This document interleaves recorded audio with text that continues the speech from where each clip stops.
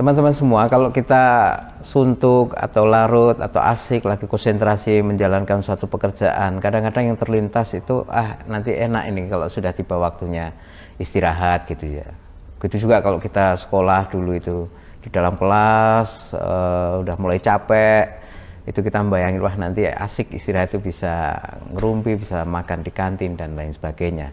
Nah, ini ada pertanyaan yang berkaitan dengan istirahat, tapi ini bukan sembarang istirahat. Nah, ini pertanyaan dari saudara Purnama, namanya Purnama. Nah, Mas Purnama ini mau menanyakan kepada Mbah Nun tentang bagaimana cara mengistirahatkan pikiran.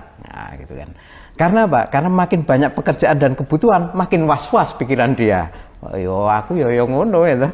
Nah, ini menarik juga dia menghubungkan. Apakah sholat bisa menjadi solusi untuk mengistirahatkan pikiran? Nah, itu bahan pertanyaan dari Purnama. Istirahat itu ada 3 level. Istirahat dengan teknis waktu. Jam sekian kerja, jam sekian istirahat. Siang, malam, itu kan? Itu teknis ya. Ada istirahat psikologis. Jadi psikologis strategis, jadi capek kerja dengerin musik kan nggak tidur, dengerin musik tapi itu istirahat. Atau dengerin musik lama banget capek juga akhirnya kerja berikutnya kerja, itu istirahat juga. Jadi yang kedua ini sebuah pekerjaan merupakan istirahat bagi pekerjaan sebelumnya. Nah itu bisa dicari gitu kan. Saya ngetik capek, kemudian saya sholat. Saya sholat wiritan capek, kemudian saya ngangkat-ngangkat meja, kursi, gitu ya. Itu masing-masing merupakan istirahat dari sesuatu sebelumnya. Gitu. Itu yang kedua. Yang ketiga adalah istirahat yang sejati dari Allah, gitu ya. Nah makanya ada metode sampai kalau di luar Islam ada yoga, ada tadzakur, wirid ya, zikir itu kan Anda duduk bersila atau duduk tahiyat itu ya. Kemudian Anda melantunkan sesuatu itu dalam rangka apa? Dalam rangka mentidakkan yang lain dari yang kita zikirkan. Saya Anda ya Karim, ya Karim, ya Karim. Selain ya Karim udah nggak ada, kamu buang, kamu tinggalkan. Jadi kamu konsentrasi kepada sesuatu hal, itu namanya zikir. Sehingga dia merupakan istirahat dari sesuatu yang kita tinggalkan itu. Oleh karena itu, sholat itu, mungkin sholat itu ngerepotin bagi orang yang belum bisa menikmati ya. Dan wegah gitu ya, aras-arasannya. Makanya kalau Anda juga aras-arasan wiritan, diem aja. Diem aja kamu masuk ke dalam dirimu, itu ya. Wiritannya Allah, doa atau Al-Fatihah atau apapun saja lah, hasbunallah wa ni'mal wakil ya, boleh apa saja pokoknya. Atau paling enggak habis sholat itu diem aja, kamu diem aja. Udah kamu niatin diem sekian lama, itu akan istirahat. Saya termasuk orang yang tidak bisa beristirahat pikiran. Anda tanya sama Mbak Novia. Jadi malam jam 2 aku mencolot meneh ngetik. Terus melbu meneh, setengah jam lagi mencolot meneh. Jadi ini tidak pernah beristirahat saya. Satu-satunya cara bagi saya adalah sholat. Jadi saya satu malam itu sholat malam itu bisa berulang-ulang. Jam 1, pokoknya sudah habis jam 12 itu sholat lagi gitu. Atau tidur, pikiran ngeledak tapi pikiran jalan terus, wudhu lagi, sholat lagi. Supaya saya bisa diem. Jadi pokoknya kontemplasi.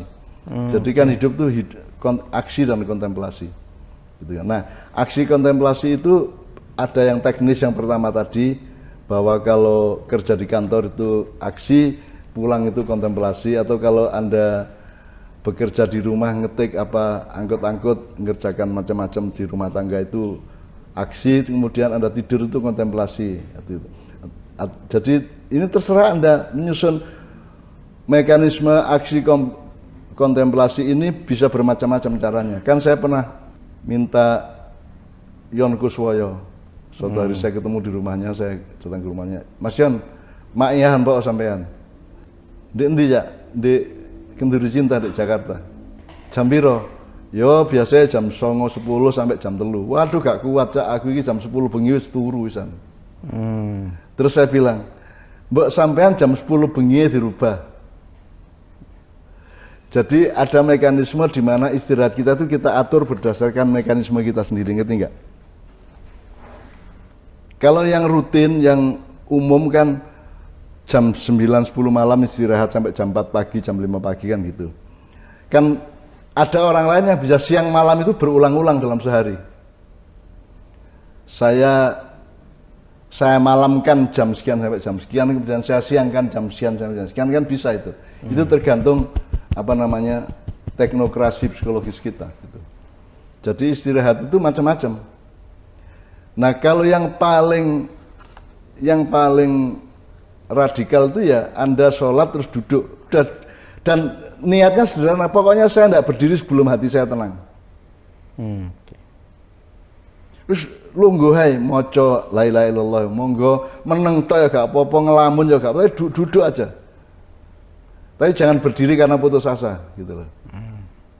Itu, saya kira 3 level itu Anda tinggal olah itu.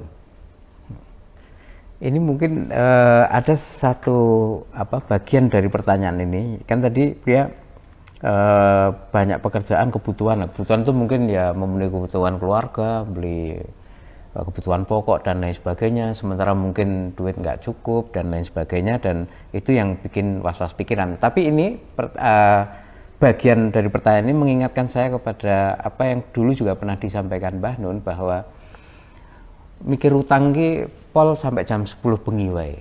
Setelah itu udah nggak usah mikir utang. Jadi apakah ini termasuk itu hal yang juga, terkait? Itu juga metode untuk pengelolaan istirahat tadi. Lah kalau kita ini kan serabutan, pokoknya punya masalah kita bawa seumur hidup kan gitu kan.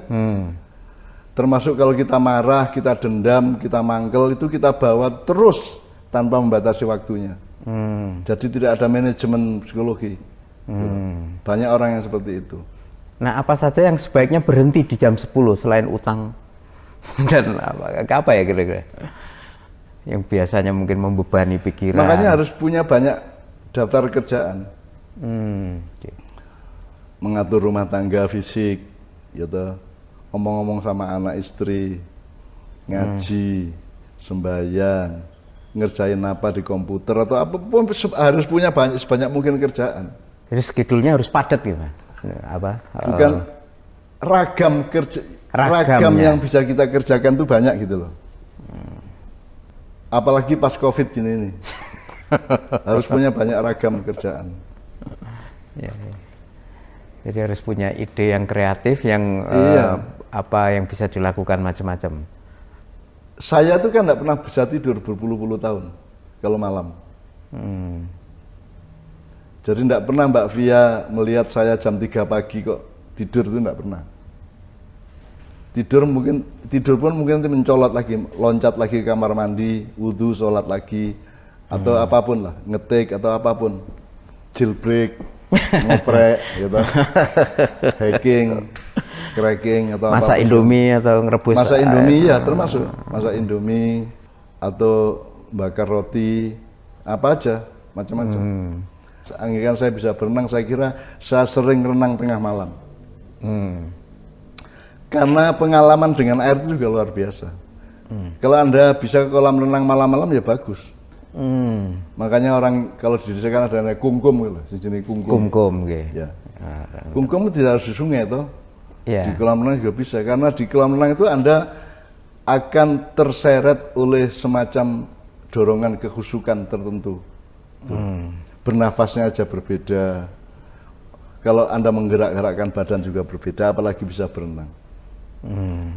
Tadi Mbak Nur mengatakan, nek misalnya sholatlah dan wiritan, kemudian jangan berdiri sebelum hatimu tenang gitu kan, atau menengtok dan berdiri ketika sudah tenang. Nah, ketenangan ini dalam kaitannya dengan tadi itu pikiran yang was-was karena banyak kebutuhan, itu secara sugestif itu bisa menolong memanggil keterpenuhan terhadap kebutuhan itu berapa? Makanya persen? komunikasi dengan Allah itu ada paket-paketnya.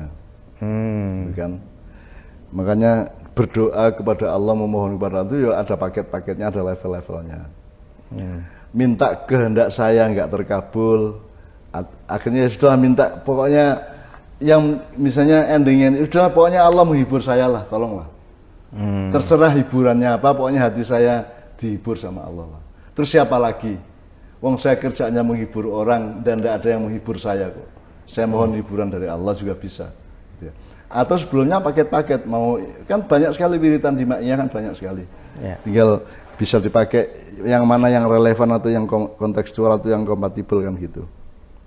Bisa langsung diambil kan Mbah doa-doa yang sering Mbah Nun sampaikan dan itu tidak harus minta lagi kan, nanti terlalu banyak rekonfirmasi, jadi itu sudah siap dipakai ya. Atau nanti ada level berikutnya, sudahlah sebenarnya mau wiritan apa saja itu yang penting kompatibilitas hatimu dengan Allah, ketersambungan hatimu dengan Allah. Mau la ilaha illallah tok ya ora apa-apa, mau subhanallah tok ya enggak apa-apa, alhamdulillah tok ora apa-apa, al-fatihah tok. Misalnya kalau mau agak memaksa diri ya pakai angka. Pokoknya saya habis sholat malam ini saya akan al-fatihah 100 kali dan saya tidak akan berdiri sebelum 100 kali misalnya. Itu agak memaksa. Insya Allah habis 100 kali itu kalau mungkin tidak tercapai apa yang dia inginkan, dia akan dapat sesuatu baru yang lain. Semesti gue.